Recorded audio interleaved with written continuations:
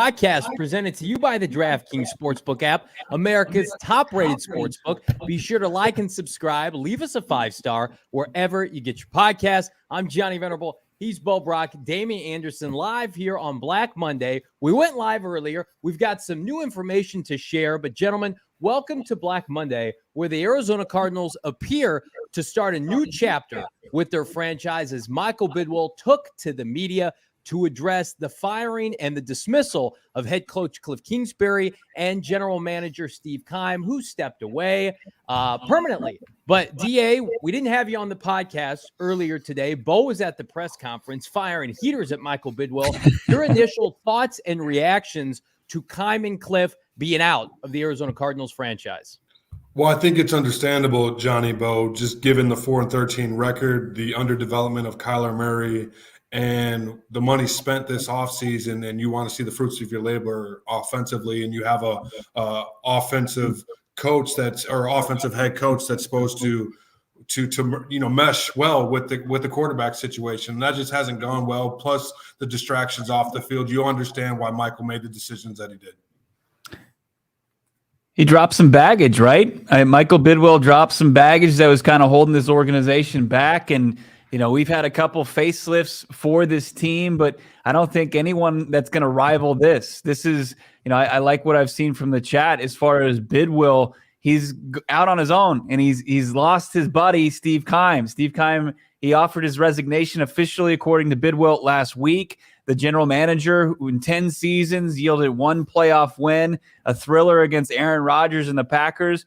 But outside of that, we've seen a couple double-digit wins and brought some excitement to the Valley, but nothing like where you could hang it in the stadium and really be proud of it and throw a parade about. And I think that's, at the end of the day, what Michael Bidwill wants. And there's a couple things holding him back. I mean, and we've said this several times. You don't discredit Kliff Kingsbury, the human being, but as far as his ability to lead this team to the next level, I think everybody who was skeptical of that, they were validated this season. And then Steve Keim, I mean, it just wasn't enough as far as constructing this roster. And the fact that he was kind of gifted Keim's resignation and then make the tough decision on Kliff Kingsbury and is willing to absorb that contract, it should speak volumes to this fan base that, look, he's learning this thing as he goes. He's made his mistakes. He's not perfect by any means, and he can still make mistakes, but hope it should be there for the fan base to get this thing right. Two things that I think we want to continue to emphasize, because there was some confusion until Michael Bidwill took the podium.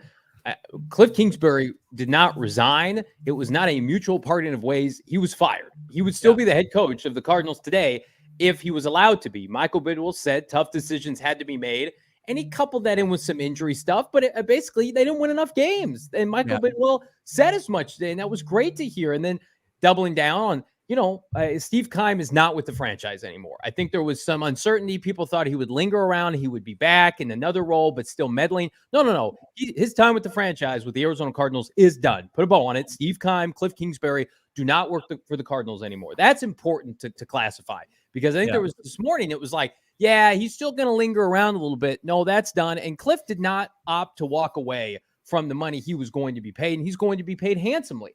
And that'll continue should he get another job. I mean, the new team would inherit a lot of that money, presumably. But all that to say, those past executives, coaches, they're gone. And now starting anew with Michael Bidwill today, Bo Brock.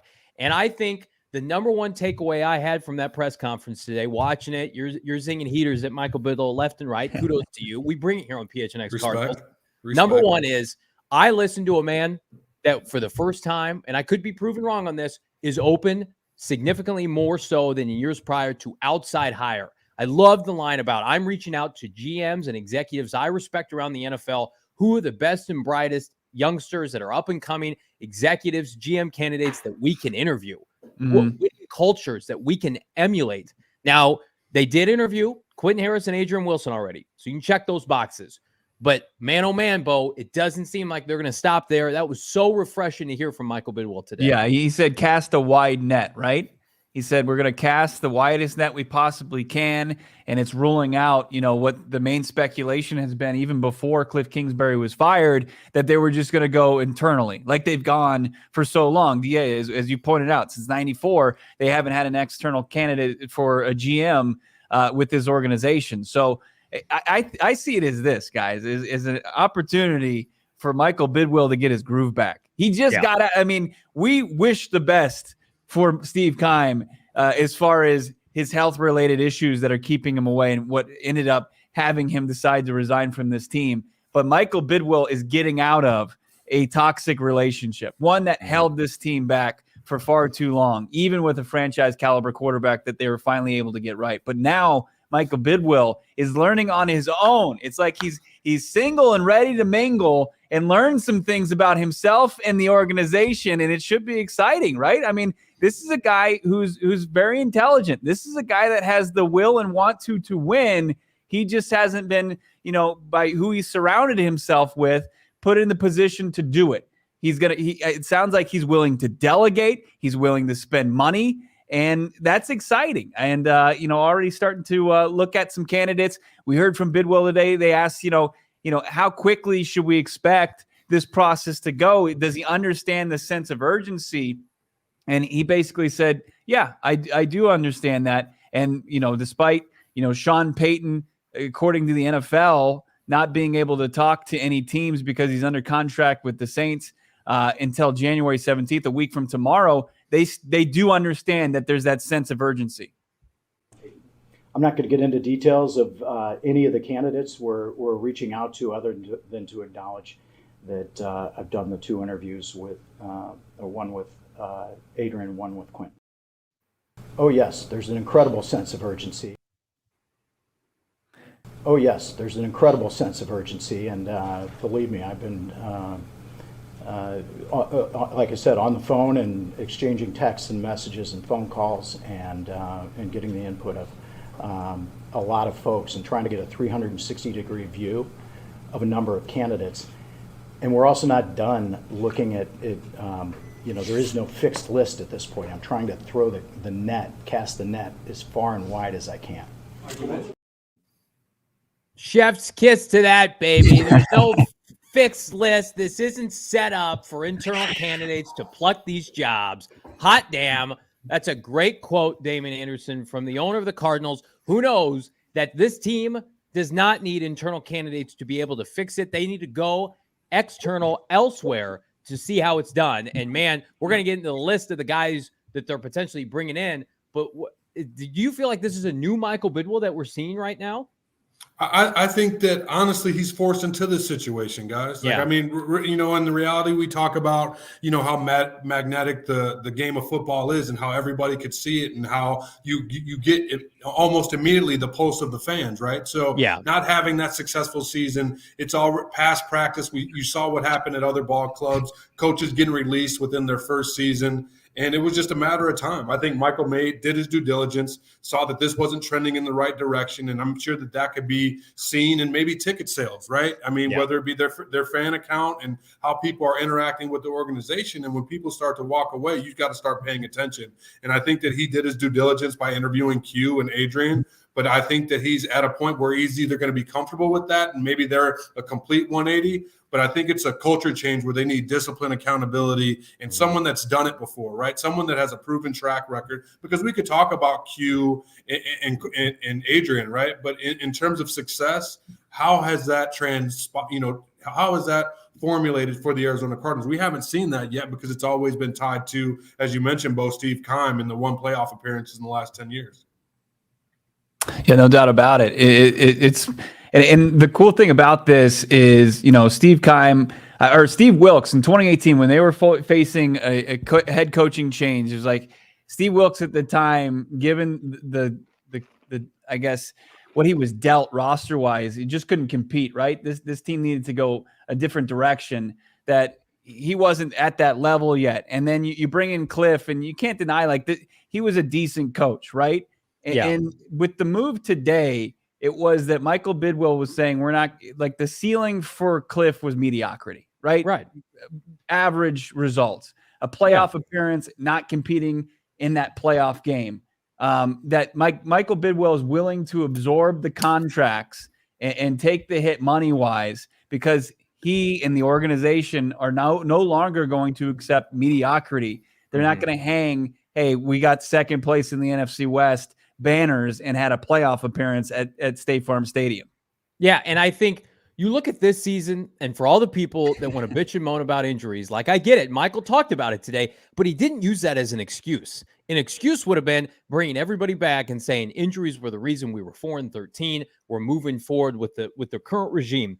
I think the truth is probably somewhere in the middle of you're not as good as 12-2 last year, and you're probably not as bad as 4-13. You're probably a 6 to 7 win team on average with Kliff Kingsbury.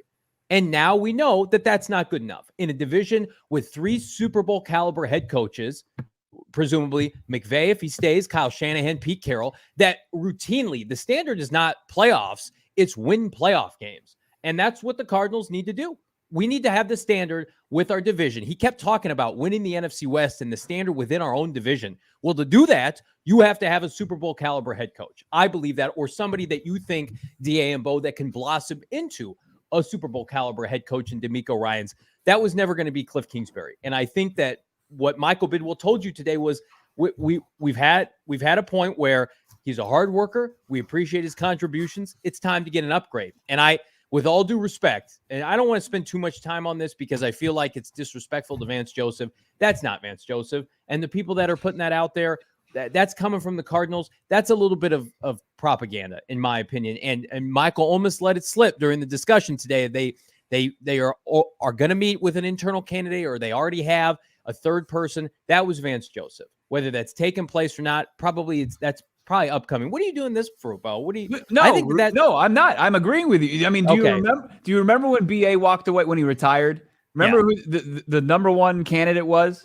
Anybody remember who that was? Or no. It was James Betcher. It was James Betcher. Yeah. That he didn't come close to that job, right? And here. How about this? Don't believe what people are telling you on the Twitter streets, unless it's us right here. Look to Vegas, friends. Look to Vegas because we have some Bovado odds via Vegas that I put out on my Twitter. I think we have a graphic for this, by the way, of the potential next head coach of the Arizona Cardinals. Now, this is incredibly early, but let me pull this up here. So Vegas right now, as I'm clicking too many buttons, one more time. There it is. Double dipping here. Early odds to be the next head coach of the Arizona Cardinals. Does anybody see Vance Joseph on that list? No, because Vance Joseph gave up the second most points in the NFL this year. Let's be serious. Come on. And again, I'm not ripping the people who put that out there because it's reputable, but I'm sorry. The Cardinals job, it's a good job. Go get a big boy head coach. Of course, number one on the odds list, Sean Payton at plus 225. Shane Steichen, I believe, of the Philadelphia Eagles. How about D'Amico Ryans at plus 300? I'm not a Dan Quinn guy, but plus 325. Then you got Ben Johnson, Jonathan Gannon, Eric Bieniemy. That's the cream of the crop. That's who you should be interviewing. On top of, I don't like how Jim Harbaugh's not in that list, but that to me, Vegas is telling you those are the major players right now. Until we hear otherwise, that the Arizona Cardinals should and will consider and will attempt to interview. But I love the mindset, gentlemen. And Michael Bidwill kind of alluded to this. The preference, unless you go out and get a Sean Payton who presumably could pick his own GM, DA, the preference is let's get a GM first so then I can maybe step back and let the GM pick the head coach. Because that's how it should work, right? Presumably, unless you're getting a Kyle Shanahan, a savant, an A-plus coaching prospect, a Jim Harbaugh. The Broncos are doing this off to the side because they got their GM already. The Cardinals are going to do GM, head coach, and proceed. And so I love the mindset of luring somebody away from a winning franchise a la San Francisco right now and then letting them go court the head coach. I think you're going to have much more success doing that than just Michael Bidwill kind of doing his own thing. Very impressed. Or Johnny, you get a guy like Sean Payton who understands the complexity of the game, because he did say in the press conference, it would be ideal to get the GM first and then get a head coach, unless it's a guy like Sean Payton where you could understand, like, hey, Sean's buying the groceries and he's cooking too, right? So, I mean, that's just what it is. So, I mean, on that list, I mean, the names that jump out to me is a Sean Payton, because you always have to account for Kyler Murray. Anytime that you give a player $230 million, he's going to be an integral part of what you do on Sundays, right? So, and then you get a D'Amico Ryans. Obviously, that's going to be a turnaround with the defense. But how do you tie in with Kyler? How does that relationship foster, right? Because you know that's going to be important to this team. I mean, when you pay that much money and you invest that much money, he has to play a major role. And Kliff, I mean, in MJB even talked about him being involved in this process. Yeah, I mean, and let's get to that, where Michael Bidwill actually today, he was talking with the media and they asked about Kyler Murray's involvement as far as this coaching search. And this was Mr. B's answer. Well, we're in communication, and we should be talking later today. We texted and either today or tomorrow, and so absolutely want to get the input of our leaders, including Kyler, and spoken with a number of leaders already.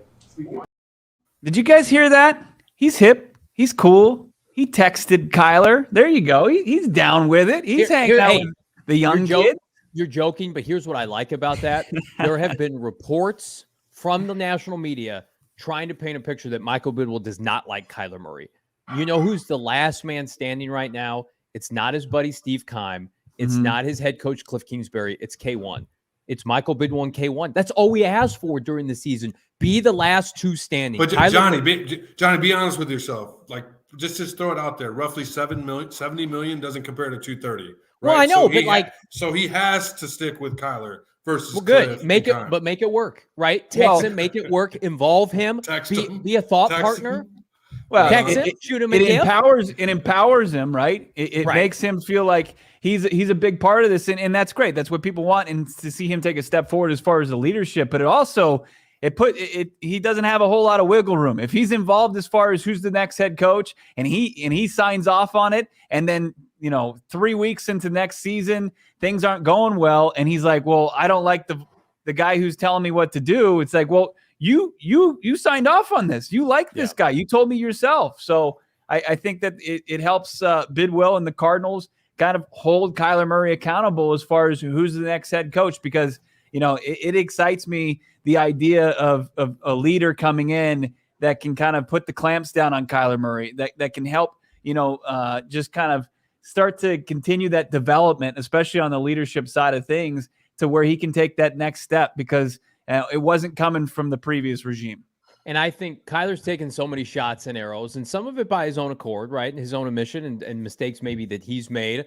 But I think you need a new GM and a head coach to prop up Kyler Murray and to be thought partners and supporters of Kyler Murray, like the owner did today. And I know a lot of people say that your baby and Kyler Murray. Kliff Kingsbury and Kyler Murray, we had Josh Weinfuss on this show. They didn't talk. They didn't have a relationship. They had to use the quarterback coach, Cam Turner, as a buffer. You need somebody that's going to get on the same page and say, Kyler, you don't need to play hero ball anymore. We're going to build this stud tank of a franchise, of a roster, and you're going to come in and you're going to be a key part of it, the $230 million, but you're not going to be asked to carry us and put on the Superman cape like you did in fall of 2019. Those days are over, especially now coming back from this ACL.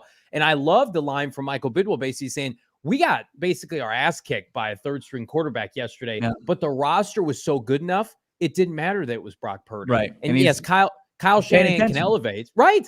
Yeah. It's like, get somebody in here that can fortify this roster. So when K1's not healthy, DA and Bo, they can plug and play. But then once he's back, you can really take off. They're not going to be as Kyler dependent, I believe, moving forward. Yeah, I think his point about, Brock Purdy, having a day as Mr. Irrelevant in the draft, and having all that success was a testament to how the roster was built in San Francisco. And we'll get to some of the candidates that they're going to interview in San Francisco is going to come back into the conversation. But he sees that. He's like, hey, we got our ass beat by a backup quarterback, and you're seeing it all around the league. They've benefited from having a skilled backup quarterback last season when Colt McCoy was firing and going 2-1 for this team. Like, it's because the team itself, all the pieces from 1 to 53 were executing at a high level, and it takes talent to do that, and it takes players paying attention to the details, and that's what the Niners have, and I think that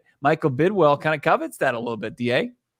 Guys, it's front line, offensive line, defensive line. You saw that they dominate the line of scrimmage, and when you have that ability to have depth on the offensive line and defensive line, it bodes well the latter part of the year, right? We talked about Shanahan extensively, but I just want to touch on Johnny and Bo, this contract, issue with Kyler, right? I think it's good faith for Michael to involve Kyler in this process, given what's happened in the past, right? Because we all heard that there was there was issues when, that stipulation came up. We know that it was removed, but it's still there. People remember that. So all you can do moving forward is have, good faith and show it through your actions. And if Kyler really is involved, and as Michael said, he's a leader of this team and keep involved in this process, it could only bode well that they could identify someone that's going to collectively build the roster around him, Johnny and Bo, and help Kyler in the process. Can you help me debunk something, a hot take from current analyst in Robert Griffin III saying that Let's do it. that addendum for Kyler Murray was the beginning of the end for the Arizona Cardinals? This is well before that. Am I right by saying that RG3 is off by that?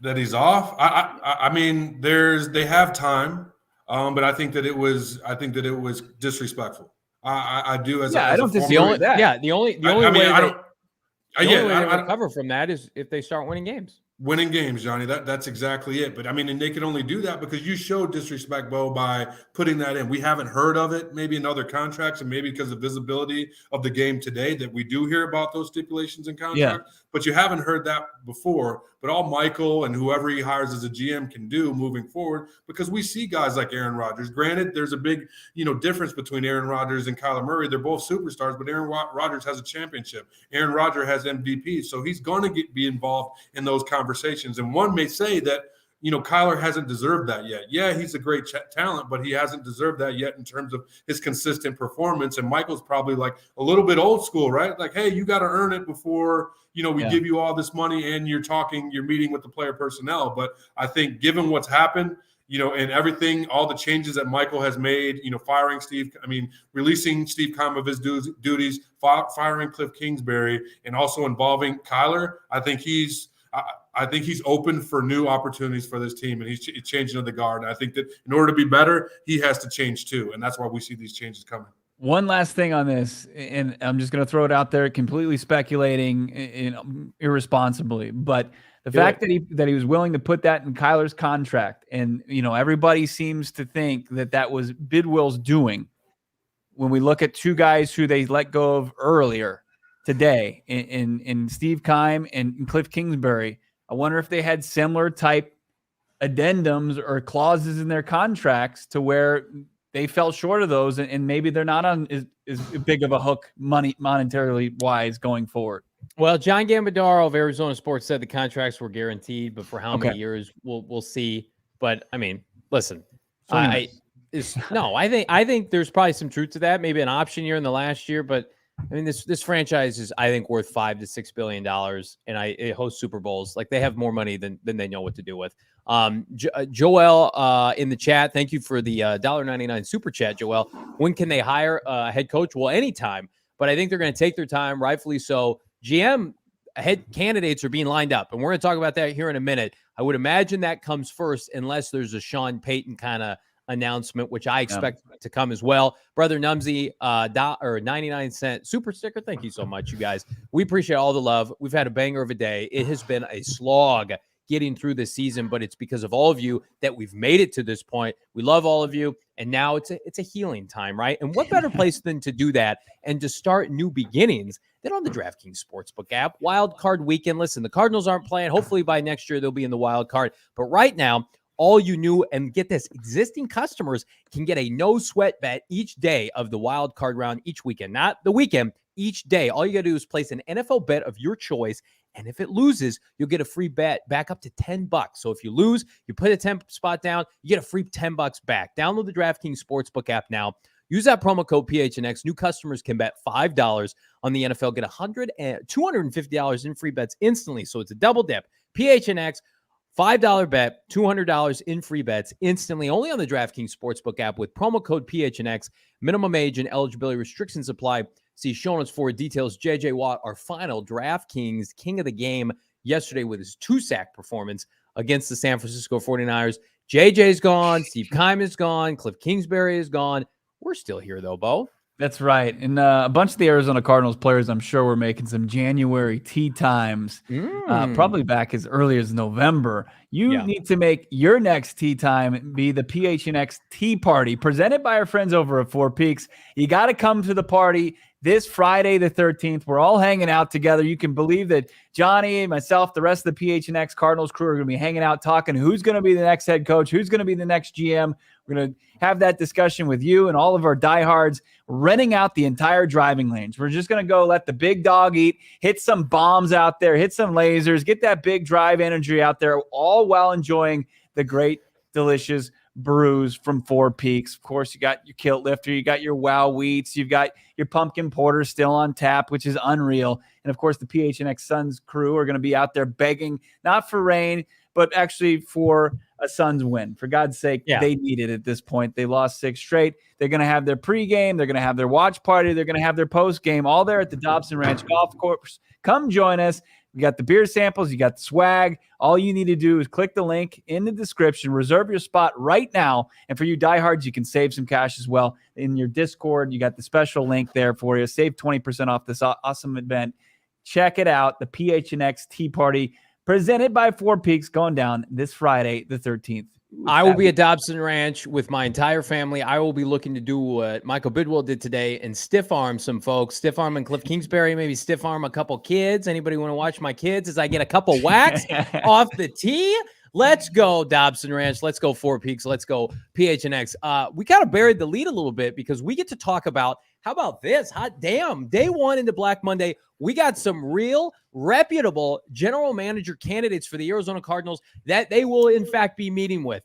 I'm going to run through these rapid fire. Gentlemen, we know Quentin Harris, Adrian Wilson, their interviews are done, right? So presumably they still have their jobs, but will they become the next GM or co-GM? I don't think that's happening, at least from a co-GM standpoint, but this is happening. Ian Cunningham, Bears assistant GM, once upon a time, Ozzie Newsome's mentee, spent 9 years with the Baltimore Ravens, 5 years with the Philadelphia Eagles. He is interviewing for the Cardinals GM job. How about double dipping with San Francisco, gutting that franchise? Ran Carthon, 49ers director of pro personnel. He's coming in for an interview, as is Adam Peters, who is the 49ers assistant GM. And to put a cherry on top, at least for today's reports, Monty Ozenfort, the Titans director of player personnel, also interviewing for the job. That's 4, count them, 4 external candidates, all of which are around the circling cycle for hiring not only this offseason, but last offseason. Bo, you look at that list, that tells me Michael Bidwill, he's not fucking around. No, he's not. It's an impressive list. And like, you hear these names, and for the most part, even for the non-casuals out there, like the diehard football fans, you're kind of like, okay, who's that? Because they're assistant GMs for the most part. They're guys, player personnel department. Like if you knew who they were, you're definitely not a casual and a tip of the cap to you. But like Ian Cunningham, when you do the research, a guy who's got 2 interviews already locked in, he is big time. And Ozzie Newsome is a guy who really kind of set the groundwork as far as that Baltimore Ravens organization just being steady and being so consistent as far as being in the thick of things and having deep rosters, and no matter who the quarterback is, having success. You love that. And then what's going on in San Francisco? I mean, the common theme here, guys, is these are organizations that have consistently won. I mean, Tennessee, I know they fell out of the playoffs and they lost 7 straight, but they were also bit by the injury bug. They were also bit by the injury bug last year. They win a lot. Last year, they won the AFC regular season crown with all those injuries, without Derrick Henry for a long time, with Ryan Tannehill leading the way. I mean, you got to have good, solid, deep rosters in order to do that. So I think that they're going down the right track, DA.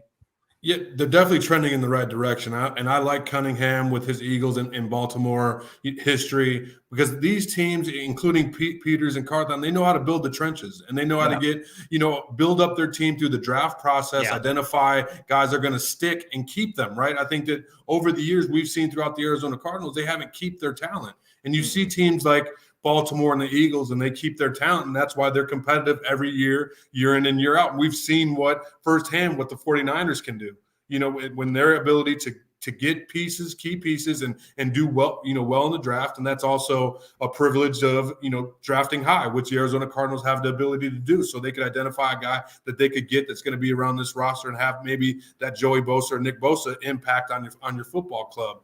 But I think when you could identify guys like that and get those pieces in free agency, which we didn't see in the past years with the Arizona Cardinals, this can go well for this ball club. I mean, will it happen? We don't know, but I think that, Michael said that he's willing to do whatever it takes and open up that checkbook to get these guys. But if you could get a guy that knows what it looks like, win ball games, draft well, and have guys play at a high level, that's all you want. And they're definitely starting the right direction with these cast of characters. Let me read off a couple names for you guys as far as Baltimore and their success in the first round. Tyler Lindenbaum. I think Kyle Hamilton, the jury's out on him, but if you watch him play at Notre Dame, I think he'll probably be fine.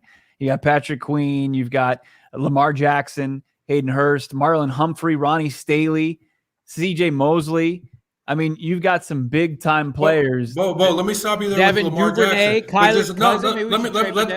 Let's just stop there with Lamar Jackson. Lamar Jackson, people didn't know what position he was going to play. Right. And, I mean, they tailored the whole offense to make it work. I mean, dude has a 70% winning percentage, and they have really just a tight end. They've had receivers come in and out. They have a solid running game. Tennessee do less with more than any franchise. Who was completely out on Lamar Jackson?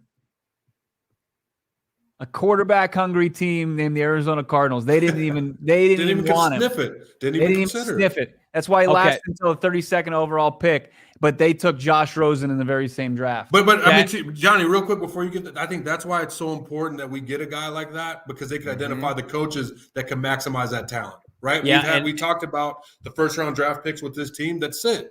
And whereas you see them in Baltimore, they play and they flourish. And that's why, again, this is going to be unpopular, but I'm going to continue to say this. That's why I think the Cardinals will be foolish to promote from within. And I like Quentin Harris and Adrian Wilson as people and as an executives. I'm sure they're very well qualified. Quentin Harris is interviewing, by the way, for the Tennessee job. A-Dub, I would imagine, is going to get a call. But I saw this report from, I think it was Mark Garofalo of NFL.com and NFL Network, saying that Quentin Harris and Adrian Wilson addressed the team recently with pointed comments, particularly A-Dub, that registered with veterans. I know Adrian Wilson can get a locker room going. That's not why I'm hiring Adrian Wilson. Like, I don't need Adrian Wilson to be a rah-rah guy, like getting the veterans enthused. That's what my fucking head coach does. I need him to be able to find undrafted free agents from whatever, Kalamazoo or whatever, and make them from Northwestern, Damien Anderson, and make them into players. I don't know if they can do that. Now, I'm not going to sit here and shit on the idea of promoting from within. If that's what they end up with, I'll embrace it. I'll be excited for them if they get that opportunity, whether it's Quentin or probably A-Dub would be the favorite right now, I would classify, of the two. But man, I just that to me is like Cardinals rah-rah from within. That's not what I need for my GM. If you're John Lynch, you can do that because you're winning and you developed and drafted all these guys. You can go in the locker room and fuck around with George Kittle and everybody because you drafted all those guys. You brought them in. You built this team. But like, I don't need Adrian Wilson to go and do rah-rah stuff with the veterans on this team, half of which will probably be gone next year. I need better players. I need them to go into the draft with 10 picks and hit on 7 of them and find 3 impact players, right? And I'm not saying Adrian Wilson can't do that, but like that to me, it's this Van stuff and then this A-Dub and Quentin Harris stuff. It's just like, stop. Go and meet with other people. And thankfully they're doing that. And I don't want to be Debbie Downer, but I see that. And I'm like, Cardinals, if you're putting that out there, your fans are smarter than that. They don't need to hear that. Most of the fans, I would say 7 out of the 10 fans, they preface everything by saying, we love Adrian Wilson. He's a legend. He's got his jersey retired. I don't need him running the team. Unless it comes to that, go and find some other options, at least interview some other options. And they're doing that. Well, and Michael Bidwill saying, obviously he's leaning without Steve Keim being there any longer. He's leaning on other executives, front office types around the league, people he trusts. And look, if you can't talk to Sean Payton directly, talk to somebody who knows Sean Payton and just float it out there. It's like, what's he think about A-Dub? What's he think about Quentin Harris? Oh, he doesn't like him? Cool. Who does he like? Let's figure it out, right? I mean, because make that decision, find that out, right? And if he's not interested in that, if your trump card over these teams that are going to be in on Sean Payton is power, then play that card. If he wants a GM in place, then find the next person, architect that you think Sean Payton's going to like, there's ways to find it out. And I don't think Michael Bidwill is oblivious to that. Mikey in the chat, I like A-Dub, great person, great player. I want an external GM. Again, and A-Dub may go and be a GM somewhere else and have huge success. That's great. But this team is more than just their record. They are broken from a culture standpoint. They don't know how to develop a football winning, sustainable culture. And maybe A-Dub can do that. And I know we had Saul Bookman, our GM, earlier on the show, and we were talking about, you don't always agree with your boss. And if your boss is like, oh, you probably want to change some things. And I sure as hell know Adrian Wilson will do things differently than Steve Keim. So you can take solace in that. But I think your hit rate goes up significantly when you pull somebody that's seen it done day in and day out. When you take somebody that's in an infrastructure of winning, that they can come over and say, this is how we do things in Baltimore or in San Francisco. Here's how we put together a winning record with quarterback play, by the way, in Baltimore that has not been sustainable because of injury, or San Francisco because of injury. I don't know if anybody in the Cardinal organization right now today on January 9th can do that, DA. I mean, the only reason why I would push back a little bit against it, because we saw John Lynch have that success in San Francisco, right, guys? He didn't have that much of GM experience and then came in and turned things around. So in A-Dub's a winner, right? I mean, we've seen a third-round pick from NC State. I mean, he was bones and could fly, and then he became a grown man in the National Football League and earned respect and, in the 2020 club and on and so on about his accolades. But, Johnny, to your point, you don't need him to coach. You need him to identify areas of need and find guys that can become football players. And I'm not saying that he can't do that, but I just like having guys from, Cunningham, Carthon, as well as Peters, that have shown over extended period of time that, hey, this can work, because we haven't seen that from the Arizona Cardinals. We've had glimpses, right? And I mean, I'm in total agreement. Although that he could probably identify with and see him and Quentin some things that work with Steve Keim, like, hey, I would do that totally different if I ran this organization. But I think at the end of the day, Michael signs off on anything. And I think the GM is more willing to have that freedom if it's external rather than it being Quentin or Adrian. They've interviewed those guys, the internal candidates. They've had their interviews, and you just have to appreciate that Bidwill is going to talk to everybody, regardless of if his mind's been made up as far as those two guys. And if at the end of the day he interviews Ian Cunningham and the two guys from San Francisco and the guy from Tennessee, and Adrian Wilson is the pick, then he earned the job, right? He won the interviews and he won over Michael Bidwill. I won't argue with that. I don't think it's as significant as the head coach, and he earned it by acing the interview and acing this interim job that he's had for about a month. I won't have a problem with that. I won't either. Yeah. I'm glad that Bidwill's he's doing what he said he's going to do and cast that net and talk to different people. Worst case scenario would have been the co-GM bullshit that we got tweeted out this weekend. That was a possibility, and we thought they were going to trot them up there in some dog and pony show, ridiculous circus. Nobody does that. No one has co-GMs. No one, this franchise needs to go through the interview process with all these qualified candidates, including Quentin Harris and Adrian Wilson. Michael did exactly what he was supposed to do, but I like this comment here by our Reese in the chat. Hire a successful outside GM, and he works with A-Dub and Quentin Harris. Get them jobs like they're doing in San Francisco, and let that be a fixture of your culture. San Francisco churns out GMs and head coaching candidates every offseason. But how does that sit? How does that sit, Johnny, in terms of the, and I know it's business versus ego, but if you're got the right person, then you're fine. But you have enough self-awareness and self-confidence that, once upon a time, what did Bruce Arians do? He got Todd Bowles a head job twice. He got Todd Bowles. He elevated Todd Bowles because he was comfortable enough in himself to empower Todd Bowles. But he had to show Todd Bowles. But they have years. They have years, and they have a relationship established. But I think somebody could come in with Quentin and Adrian and remaining as VPs and getting. You have to have success first before or just teach them, like you said, Johnny. Teach them. I could be wrong here. No one's hiring Quentin Harris and Adrian Wilson other than the Cardinals. Well, we'll see. And if they get another job somewhere else, then great, Good. That's Yeah, awesome. Four That's- 4-13, and that's your new GM for an external franchise. But If I you mean, do how, that- how quickly we forget. I mean, they were just last year. You know, well, what I you mean? They sound were in like the Michael playoffs. Bidwill now with your 12-2 talk at the press conference. But No, but I'm just saying how quickly we forget. You got to take the sum. You can't just look at the end and be like, oh, they were ass and they were never good. I mean, there were some times where they were successful. There were some draft picks who did come and play. They're they did viewed, identify. They're viewed as up and comers just as much as some of these other GMs. I mean, Harris, this is not going to be his first time interviewing for a GM spot. He interviewed with the Bears last year, and he's obviously a name that people respect and are willing to have a conversation with about running their franchise. And the Cardinals obviously see that. I see where you're coming from, Johnny. I don't disagree with you. I'm glad it is what it is. Why the Cardinals don't draft well? Their personnel, their free agents. Yeah, but look who's calling the shots at the end of the day. I mean, we all have great ideas that we want to share with our bosses, and that we hope that they use them. But they're not going to use everything, right? We're going to say that Keim did everything.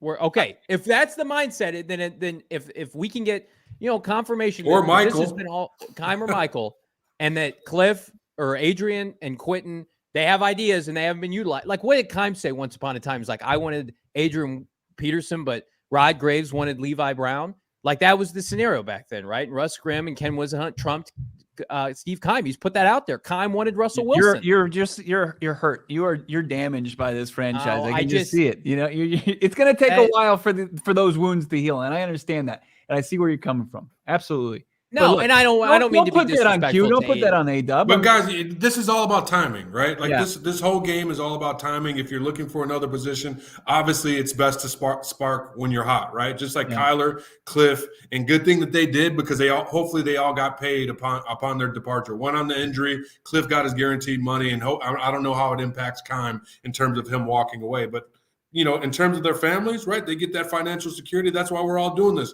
You know what I mean? In terms of your professionalism. So just like Q, just like Adrian, it's not a good time right now, but I mean, I think that there's still credible, guys who would be considered for positions around the NFL. And we do potentially stick within the organization. Yeah. We do this discussion with respect to, listen, I got what I needed today. I think everybody got what they needed. Mm-hmm. If we fast forward a month from now and Adrian Wilson's running this team, I'm going to be Team A-Dub, because hot damn. Will you though, Johnny? Yes, of course I will. Get that out of here. Steve Keim's gone. Kliff Kingsbury's gone. I mean, I feel like at the very least they're going to go with it. I would think an external head coach, and I think Adrian Wilson. Why is that biased? Why is that biased? I don't get it. Yeah, I really don't. I mean, I think where we agree with the external search and.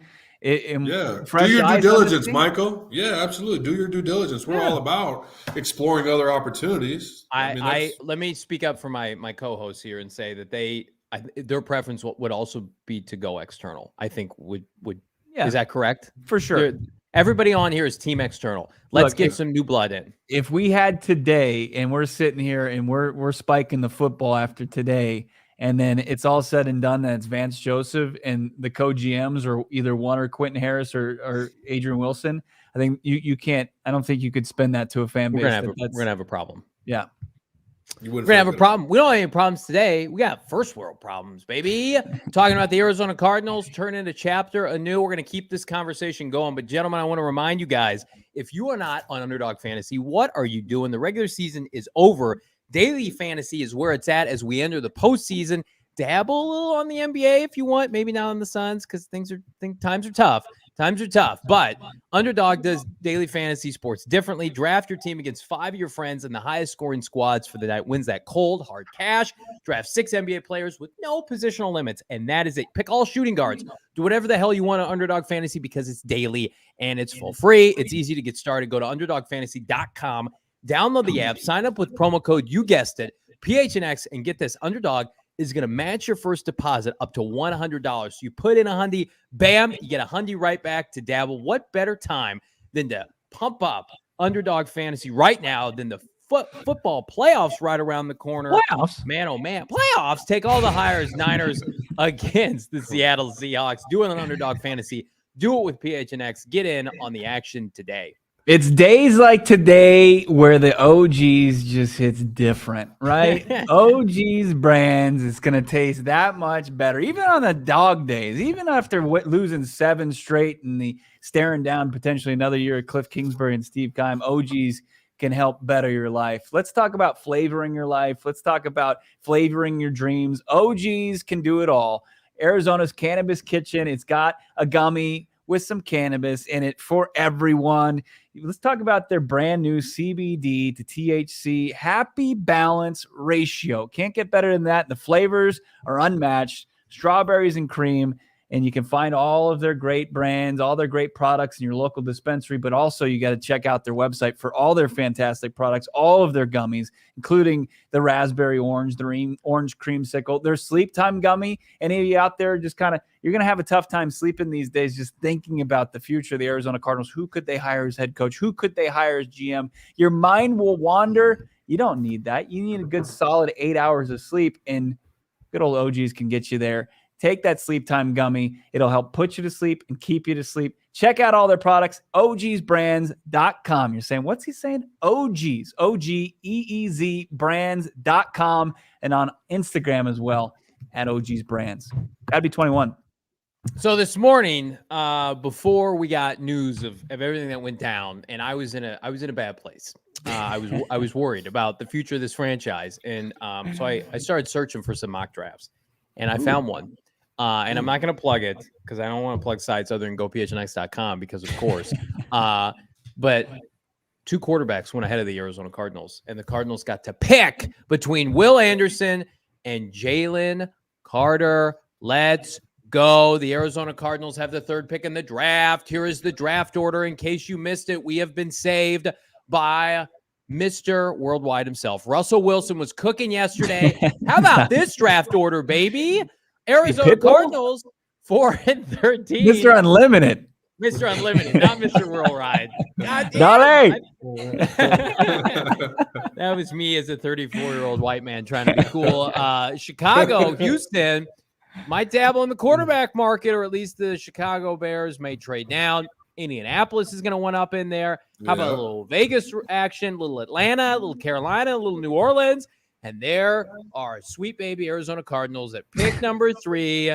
Oh, man, they are going to get, in my opinion, the best overall prospect and player in this draft to go with a new GM and a new head coach.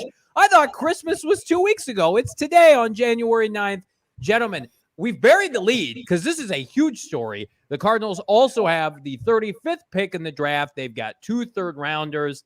I mean, what a smorgasbord, Bo, for the new GM to come in and really put an imprint on his team. Do you want to hear more good things? Yes. When we see Chicago atop the draft board because good old Lovie Smith, their former coach that led them to a Super Bowl with Rex Grossman, gave Houston the old double bird on his way out of town and kind of sank and torpedoed their chance at the top pick by winning over the Colts yesterday. Right now, according to the betting odds at Bet Online, the Bears, will they trade the number 1 overall pick? It's an overwhelming yes. It's minus 180 that they will trade that pick. You wouldn't even make your money back because they're overwhelming favorites to trade that. No team's probably going to trade up as skilled as they are and probably the best players in the draft for Will Anderson or Jalen Carter. It's likely going to be a quarterback-hungry team, and the Arizona Cardinals could potentially have 2 quarterback-hungry teams in front of them picking and have the pick of the draft litter as far as the top prospect available. Yeah, especially if you could. I mean, you either sit there or move back, depending on the calls that you get. But I think if we're taking the philosophy of casting that big net far and wide, you gotta have the phone lines open and see what options are there. For sure, if I believe Will Anderson is this, Jalen Carter has the ability to prove us all wrong tonight and go out there and have a stellar game like we've seen some bowl performances. But Will Anderson has been Mr. Consistent, and he's one of those body types that fits that Bosa, type family. So, a guy that can play, drop, do a little bit of everything, and definitely what the Arizona Cardinals need after losing a guy like JJ and also Chandler Jones and their inability to get to the quarterback this season. But I like the potential possibility of teams like Indianapolis maybe moving 1 spot back and getting another 2nd-round pick. Because you got to think what you said, Johnny, about the 2/3. That's one. Yeah, right, Bogan. Yeah, that's one about the 2/3. that's one of the picks to New Orleans if you want to get Sean Payton. So there's a lot of options here, a lot of things that the Cardinals can do and Michael can do. Hopefully he calls us and asks us what we think, because we can break it down for him. My God, I'm looking at Will Anderson's stats at Alabama. They are unbelievable. He's a dude. I think the overall consensus is he's a smidge above Jalen Carter, at least 34.5 sacks, 58.5 tackles for a loss, playing for Bama in 3 seasons. I mean, the only thing that hurts him, I think, is just because the hit rate for Bama outside backers has not been there. We've talked about that. We're going to be at the Senior Bowl. D'Amico Ryans. We're going to be at the Combine. Yeah, I think D'Amico, man, he would do something special with one of these two players. I love your idea, DA, CJ Stroud, we all need to write Mr. Ohio State a nice thank you letter for his performance in what should have been a dub against Georgia. Because everybody's like, oh shit, CJ Stroud maybe is that dude. Will Levis is probably hopefully going to go to the Combine and throw 80-yard frozen ropes and get his tattooed ass in the top 5. Would love to see that. I think Cardinals are in a position, because let's not forget about Houston, right? They fucked up the number 1 overall pick. Last year they got cute. They said, we don't need a quarterback, right? And they made the right decision. Wasn't a great quarterback class. They have to take quarterback too. They have to. They're going to go all in with a coach like a Josh McCown. They're going to give him a big contract, right? And they're going to pair him with a young quarterback. That's how they're going to sell this franchise. So I think Bryce Young is going first overall, and I think either Will Levis or CJ Stroud is going number 2. I really do think there's a great chance that both position players are there for the Cardinals. And I know people want to trade down. Real quick, DA. I know people want to trade down, and I'm pro trading down 1 to 2 spots. This team does not have enough blue chip 1A players, franchise caliber players. I'm going to trust this new regime, whomever it is, that they can find impact players in later rounds, starters, right? Good players. But the first round, top 10, top 5 is for the ass kickers. It's for the people that you give franchise caliber money to. It's for the Boses. It's for the Quinnen Williams, right? So I am, when people say trade down, get more picks, to me, the Cardinals, I don't want to be playing in that boat. And Michael Bidwill, DA, said it today, like, we're talented. They are. They're not talented enough, though, and that's where these guys, these SEC ass kickers, can come in and really help. No, you definitely need depth, and you need those SEC players. But Jackson F in the chat just effed up my day by saying that the number 1 pick will be Will Anderson, and 3 with Carter. The Cardinals will get Carter, and I'm not okay. I mean, I'm okay with that, but I think that getting that Will Anderson, Johnny, Bo, do you think that there's any wiggle room for the Cardinals to try and potentially try and secure that? Hey, we're going to get him there. I like their 2 rookies, Bo. I think they're better off at pass rusher than they are at defensive line. Like I said earlier today on our emergency pod, for the first time, Cardinals fans can be thankful for a good problem to have. I mean, Anderson or Carter, it's tough to decipher, and we'll definitely do it by, obviously checking out, scouting these guys as best as we can. But man, I mean, as I said, it's not even money. I mean, the Bears are overwhelming favorites to trade this pick. They want picks. They're open for business. If they trade out, one, it's probably to a quarterback hungry team. True. So you've got 2 quarterbacks going in front of you. You get to pick, or you could be the team to move up if you want to give that. And I mean, if it's Sean Payton, Johnny, he's a guy he's notorious for moving up, not moving down in the draft. What happened a couple of years ago when there was a quarterback-rich draft? Teams traded up well before the draft, and we had 3 quarterbacks go in the first 3 picks. Zach Wilson's broke ass went 2nd overall. Trevor Lawrence went 1st, and Trey Lance, Mr. Bust, in San Francisco went 3rd overall, right? Could we see a repeat of that? Pick your point. Who do you want? Pick your preference of quarterback. Signal caller, Will Levis, CJ Stroud, Bryce Young. Nobody's perfect, but they're all top 10 caliber players. Then you got old Arizona saying, we got Kyler Murray. Michael Bidwill saying, he'll be back. He's explosive. And I think that's an underlying point we didn't really emphasize. We're going to get into that. Like, people are talking about Kyler Murray's done. Like, Kyler Murray's coming back. Kyler Murray's coming back in October. And this time next year, he'll be 100% ready to go, and hopefully the Cardinals are in the mix for a postseason berth. But, man, this is the best place. And I put this tweet out, and I'll double down on it. The Cardinals in 2018, even with the first overall pick, were not in this good of a spot. The Cardinals in 2012 were certainly not in this good of a spot. Think about it. You have your quarterback. You have your owner now is really going to take this rebuild seriously and look for help externally, and you're going to get the best position player potentially in the draft. I mean, you could not – where we were 24 hours ago to now, or maybe 36 hours ago, when you thought maybe you'd still have the 4th pick and that Kliff would be safe and that you didn't know how seriously Michael was going to take this, to now, oh my God, it's just a complete turnaround, Bo. You can't ask for anything more. No, you can't. I mean, especially coming off a 4-13 season. It is Shawshank. You Andy Dufresne it. You just crawled through 300 yards of shit and you got here. Now the rain's pouring down on you. It's washing you as a Cardinals fan, all the crap off of you, and now you can look forward. Now there's going to be some major decisions to be made. You still have to get the right people in place to take advantage of all these assets. I mean, they're useless if you don't know what to do with them. It's like when people used to tell me, hey, Steve Keim needs to flip this pick for more picks. Why? He can't draft. Like, you gotta get the right guy in there, and Michael Bidwill seems determined to do so. And that's why people are so pumped about today. Guys, we just had in the chat, it said, who was the last time the Cardinals had a good 3 technique? And I mean, I think or a D tackle. I think he just retired one in JJ Watt, but also Calais Campbell. I mean, he was homegrown. A stalwart. Yeah, homegrown. And if you could get a player like that, I mean, in his, impact went beyond the stat sheet, right? I mean, just his ability to garner, centers and guards or tackles and let those linebackers just fly and play.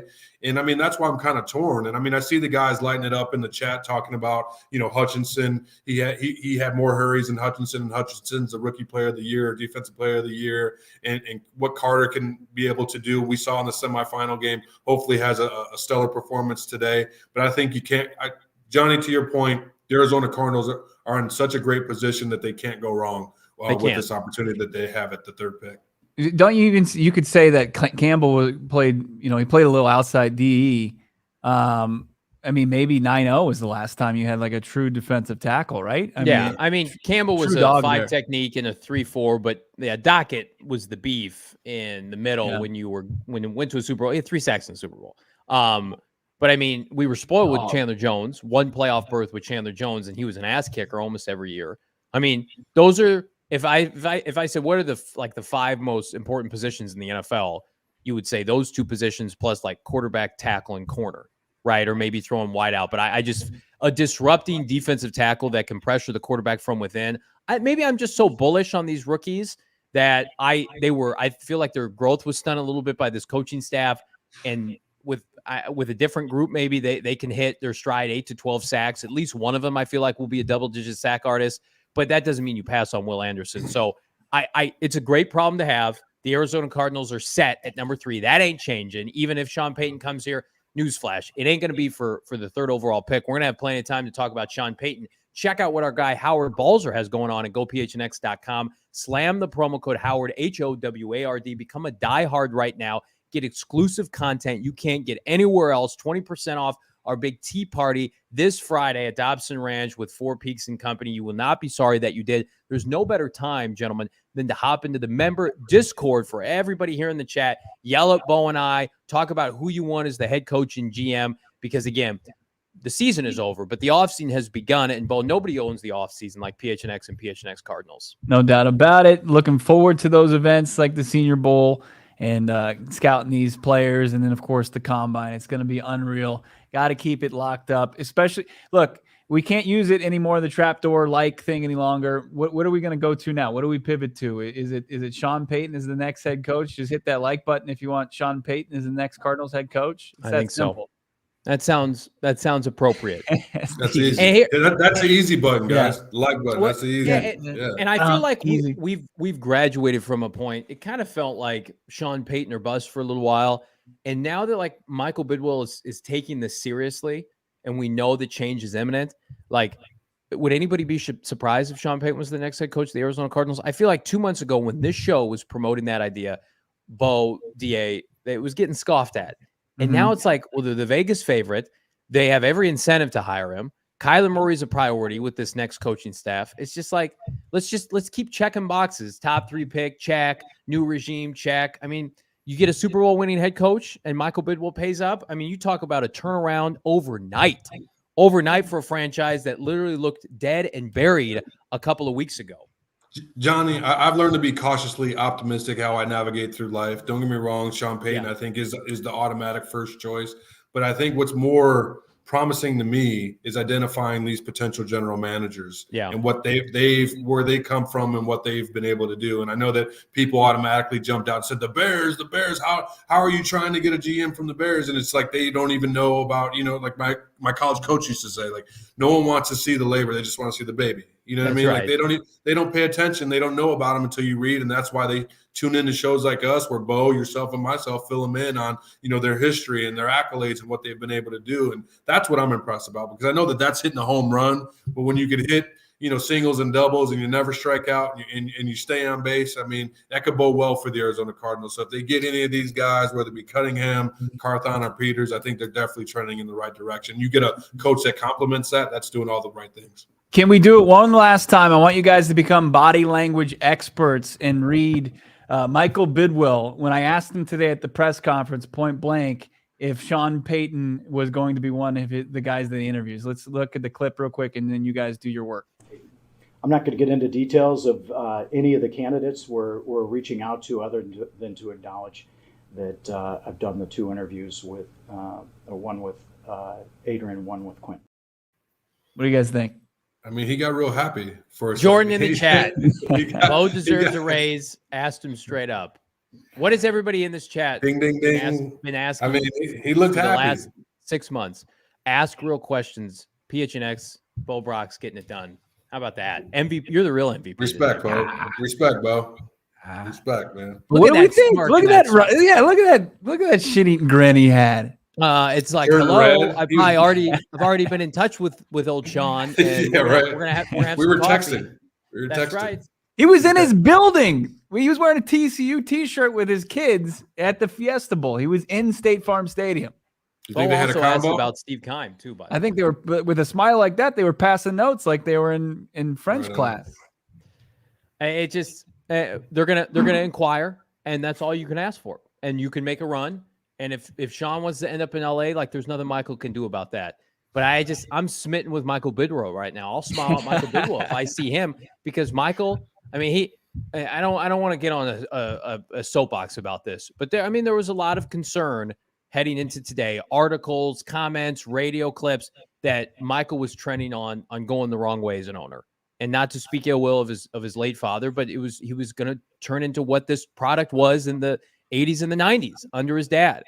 And I think Michael took a hard right turn and proved a ton of people wrong today in saying, I'm going to write a check to make people go away. And I'm going to hold court, and I'm going to talk up the guys I have here, and I'm going to cast a wide net, and I'm going to get this right. I mean, I watched that press conference, and I said, that is an A+ press conference. I'm not kissing anybody's ass. I've been ripping this team for 2 months. I got no dog in this fight. I want this team to succeed like everybody else.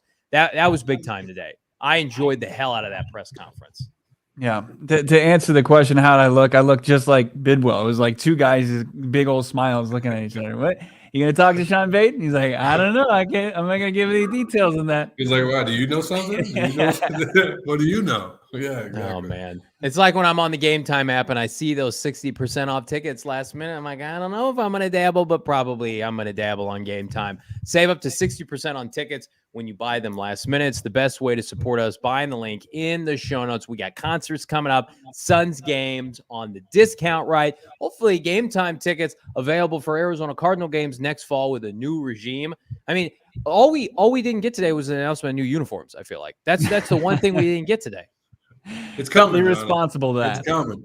But Bo didn't have that in his questions today. But I best believe that he'll ask that next time for sure. I mean, the excitement for this team, the hype train would be unstoppable. If you added that on top of a new GM, a new coach, a 3rd overall pick, and new uniforms with Kyler Murray coming back and driven to prove all of his doubters wrong, I mean, that would be unreal.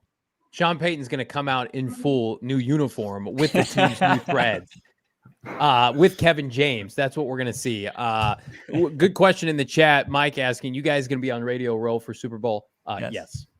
Yes, we will. And maybe we'll get a one-on-one with the new head coach and or GM of the Arizona Cardinals should they make the decision by then. Everybody do me a hot favor. Like this video, subscribe to PHNX Sports. We got a lot of newcomers. Welcome, friends and family. We do this every day. It's fun. The team is back. The healing has begun. Subscribe to PHNX Cardinals wherever you get your podcast. We're running it back tomorrow. We'll be back. Damien Anderson, Bo Brock, Johnny Venerable. Congratulations, Cardinal fans. It's a new day. Yes, it is. We'll see you tomorrow.